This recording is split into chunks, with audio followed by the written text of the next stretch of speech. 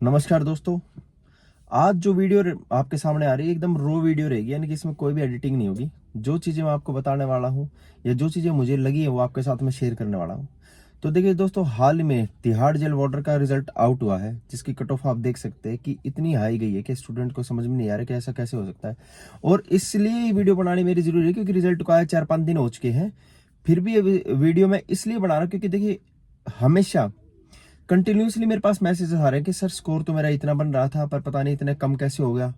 ये score sir मेरा इतना था, इतना तो मुझे डेफिनेटली पता था कि मेरे इतने क्वेश्चन ठीक है, फिर भी सर इतने क्वेश्चन भी मेरे ठीक नहीं हुए हैं। पता नहीं नॉर्मलाइजेशन किस वजह से हुआ है। तो देखिए, ये सब चीज़ें आपके डाउट है। बहुत सारे स्टूडेंट इससे नाराज भी हैं कि अचानक से उनको ये अनएक्सपेक्टेड चीज जो उनके साथ हुई है, जो उन्हें लगता नहीं था कि उनका स्कोर इतना कम भी जा सकता है, जबकि एग्जाम का उन्हें भरोसा था कि हाँ एग्जाम इस तरीके का हुआ है और इतना स्कोर तो बनेगा ही बनेगा। कट ऑफ इतनी हाई जाएगी ये पता नहीं था। देखिए दोस्तों, ये जो एग्जाम हुआ था, इसकी एक्सपेक्टेशन कट ऑफ जो मैंने निकाली थी वो 140 प्लस यूआर कैटेगरी की निकाली थी, क्योंकि एग्जाम उस तरीके का था तो इतना तो बनता था कि 140 145, जो कि मैंने कहा था कि 10-5 नंबर ऊपर नीचे भी हो सकते हैं, तो 140 145 तो जानी ही जानी थी। लेकिन नॉर्मलाइजेशन इन्होंने किस तरीके से किया है ये पता नहीं। नॉर्मलाइजेशन में अक्सर हम देखते हैं कि चीजें ऐसे होता है कि आपके अगर स्कोर रो स्कोर आपका 140 बन रहा है, तो नॉर्मलाइजेशन होने के बाद हो सकता है 10 नंबर ज्यादा हो जाए या 10 नंबर कम भी हो सकते हैं। लेकिन इस कट ऑफ के अकॉर्डिंग अगर देखा जाए तो 30-30 नंबर लोगों को नॉर्मलाइजेशन में मिल रहे हैं, और आप यकीन नहीं मानेंगे लोगों के 190-90 नंबर भी हैं पेपर में। तो कट ऑफ तो इतनी जानी है। किस तरीके का नॉर्मलाइजेशन हुआ है देखिए, ये तो मैं भी आपको नहीं कह सकता कि मैं पूरी तरीके से आपको यकीन दिला दूं ये ठीक हुआ है या गलत हुआ है। इसके बारे में तो देखो मैं कुछ नहीं कहना चाहूंगा। लेकिन हाँ, नॉर्मलाइजेशन अब किस अकॉर्डिंग किया गया है, किस शिफ्ट का किया गया और किस शिफ्ट का नहीं किया गया है, या किस तरीके से किया गया है वो पता नहीं है। कट ऑफ काफी हाई गई है, जिससे कि जनरल कैटेगरी का जो एक स्टूडेंट है वो यही समझ रहा होगा कि हमारा तो एग्जाम में बैठना ही अब एक तरीके से ऐसा है कि गुनाह सा हो गया है। क्योंकि आप खुद समझिए, 200 नंबर के एग्जाम में जहां सिलेक्शन अभी 4 से 5 साल पहले सिलेक्शन 125 130 नंबर पे हो जाते थे, आज वही सिलेक्शन 170 नंबर पे भी नहीं हो रहे, क्योंकि अभी तो आपके फिजिकल है। फिजिकल के बाद भी हम ये मान सकते हैं कि कट ऑफ चाहे 1-2 नंबर ही बढ़े, पर बढ़ने के पूरे पूरे चांसेस है। ठीक है, वो फिजिकल पे भी डिपेंड करता है काफी चीजें, लेकिन हो सकता है कि कट ऑफ अभी और भी बढ़ेगी।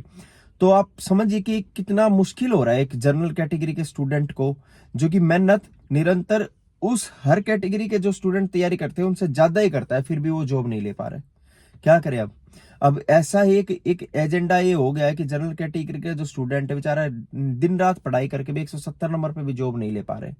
तो दिल तो देखो टूटता ही है। लेकिन देखिए, इस दिल टूटने के साथ साथ मैं आपको एक चीज और बताऊंगा कि आपको निराश नहीं होना है। देखिए, हर चीज या हर जो आपने प्रयास किया है वो कहीं ना कहीं आपकी जिंदगी का वो हिस्सा है, बन चुका है, और वो कहीं ना कहीं आपके जरूर काम आएगा। जिंदगी के अनुभव के तौर पे काम आए या फिर किसी और रीजन पे काम आए, लेकिन वो आपके काम जरूर आएगा। तो देखिए, डिसअपॉइंटेड नहीं हो सकता है आपका इस बार नहीं हुआ हो, 170 नंबर लेने के बाद भी नहीं हुआ हो, जबकि देखिए आपने तैयारी बहुत अच्छी तरीके से की है। और ये हर स्टूडेंट के बारे में बात कर रहा हूँ जिनका नंबर 100 ओबीसी कैटेगरी का क्यों ना हो, चाहे वो SC ST की कैटेगरी का क्यों ना हो। हर स्टूडेंट जिसने दिल से मेहनत करी है इस जॉब को लेने के लिए, और वो 1-2 नंबर से रह गया है। तो देखिए, मैं फिर से कहना चाहूंगा, आप डिसअपॉइंटेड बिल्कुल नहीं हो। आने वाले अभी कुछ टाइम में दोबारा वैकेंसीज आने वाली हैं, जिसमें से आपके लिए अगर आप दिल्ली की वैकेंसी चाहते हैं और वो भी बेल्ट की नौकरी चाहते हैं, तो जिसमें दिल्ली पुलिस 7,000 वैकेंसी लगभग आएंगी, तो आपके पास गोल्डन अपॉर्चुनिटी है। साथ ही साथ तिहाड़ जेल वार्डन की भी फिर से वैकेंसीज आएंगी, जिसमें 1500 प्लस वैकेंसी है। तो देखिए, आपके पास अभी दो चीजें हैं। या तो इस रिजल्ट को लेके, अगर आपका रिजल्ट अच्छा नहीं रहा है तो आप उसको लेके पछता सकते हैं, और ये जो आपके दिन है या आपकी तैयारी है उसको आप फिर से खराब कर सकते हैं। या फिर ये होता है कि हाँ, एक चीज आपको हिट करनी चाहिए कि नहीं इतने पे भी नहीं हुआ, तो मेरे में वो सामर्थ्य है, मेरे में एबिलिटी है वो, कि अब के बारे में इससे भी अच्छी मेहनत करूंगा और सिलेक्शन में लेके दिखाऊंगा, चाहे पेपर कितना भी कठिन क्यों ना आए। तो ये एक चीज है। यानी कि दोनों ही चीजें हैं इसके साथ साथ, एक एक होता है नेगेटिव पॉइंट को पकड़ने वाला, एक होता है पॉजिटिव पॉइंट पकड़। तो मेरी माने देखिए, ये मेरे साथ खुद भी हो चुका है कि मैं भी 1-1 2-2 नंबर से सिलेक्शन में रहा हूँ, कभी टाइपिंग में रहा हूँ तो कभी फिजिकल में रहा हूँ। लेकिन मैं आपको सलाह यही दूंगा, देखिए आपका इरादा मजबूत होना चाहिए, इस सिचुएशन से कमजोर नहीं होना चाहिए, क्योंकि आने वाले जो टाइम है उसमें अपॉर्चुनिटी बहुत अच्छी है। तो प्लीज आप अपने आने वाले फ्यूचर पे फोकस करें। जो हो गया देखो भगवान की मर्जी थी, कैसे हुआ वो सब भगवान जाने। ठीक है, आप उस चीज को ना पकड़े। अब आपका काम है फिजिकल का। जो सिलेक्शन हो गए हैं जिन लोगों का, उनका काम है फिजिकल का। बिना सोचे समझे कि सर कट ऑफ इतनी बढ़ेगी तो क्या तैयारी करूं, या इतनी बढ़ेगी तो तैयारी करूं। देखिए आपका काम जो है सिर्फ आप वो वही करिए। मैं फिर से यही कहना चाहूंगा, अगर आपका फिजिकल में नंबर आया तो आप फिजिकल की तैयारी करें। जिन भाई बहनों का नंबर नहीं आया है, उनके लिए आने वाली अपॉर्चुनिटीज उनको फिर से मौका देंगी। अपनी तैयारी ना छोड़े, तैयारी पे पूरा फोकस करें। और देखिए बुरा तो लगता ही है, लेकिन कोई बात नहीं है। देखिए ये जो चीजें मैंने आपको बताई हैं, ये चीजें हमें अनुभव देती है। ठीक है, लाइफ का एक अनुभव आपको मिला है।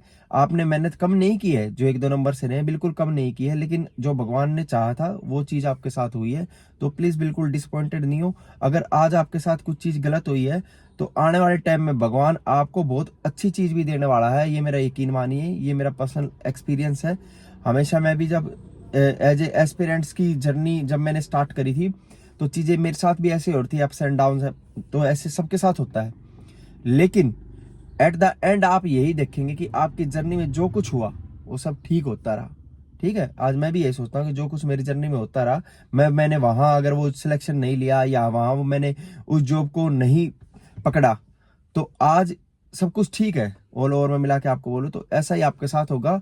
हर उस स्टूडेंट के साथ ऐसा ही होगा जो अपनी जर्नी को अच्छी तरीके से कवर करने की हिम्मत रखता है।